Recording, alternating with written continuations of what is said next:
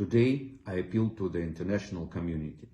First of all, I would like to thank our partners for their support. The whole of Europe understands that they are sending aid to Ukraine because hundreds of thousands of Ukrainians today, at the cost of their lives, the lives of their relatives and even children, are deterring the aggressor from invading other countries. At the same time, NATO allies refuses to close the sky over the Ukraine. The arguments about murders, targeted bombing and rocket attacks on residential buildings, hospitals, maternity hospitals and kindergartens, and the destruction of one of the European nations are not sufficient in 21st century in Europe. Fine. Then all of those who are now blocking the closure of the sky over Ukraine should recall April 1986, the Saturday night, April 26. Do you recall? That was the night when the disaster happened.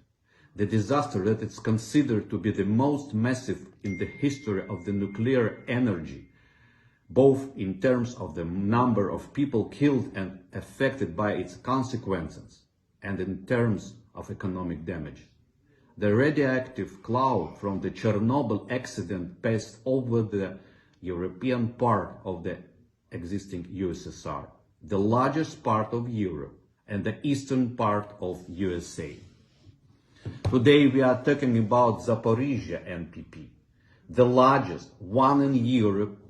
The consequences of the Chernobyl accident with only one power unit was and were catastrophic for the world. And now imagine what will happen if another Russian missile hits the Zaporizhzhia NPP, which has 6 power units. Currently, the site of Zaporizhzhia NPP as well as the Chernobyl NPP are under the control of Russian armed forces. Targeting Energodar with its Zaporizhzhia NPP wasn't an accident. These are purposeful actions. Russia has committed an act of nuclear terrorism. We were miraculously lucky as the fire was liquidated, but tomorrow may not be so lucky.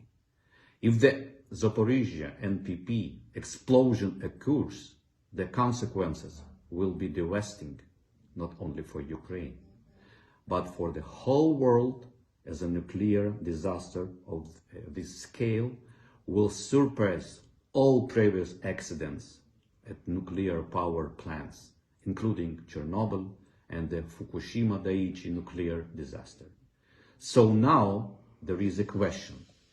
Is the world ready for a catastrophic 6 times as massive as Chernobyl? Are all those who hesitate now whether it's necessary to close the sky over Ukraine ready to sacrifice the lives and health not only of Ukrainians but also of their children? This is not about a war somewhere far away in Ukraine. It's about your safety and about the nuclear danger to the whole world. So consider the situation.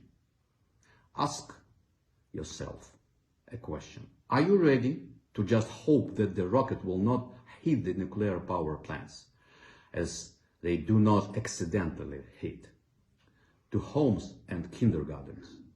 Preventive sanctions were not imposed. Everyone is now watching from a distance the consequences of this hesitation on TV.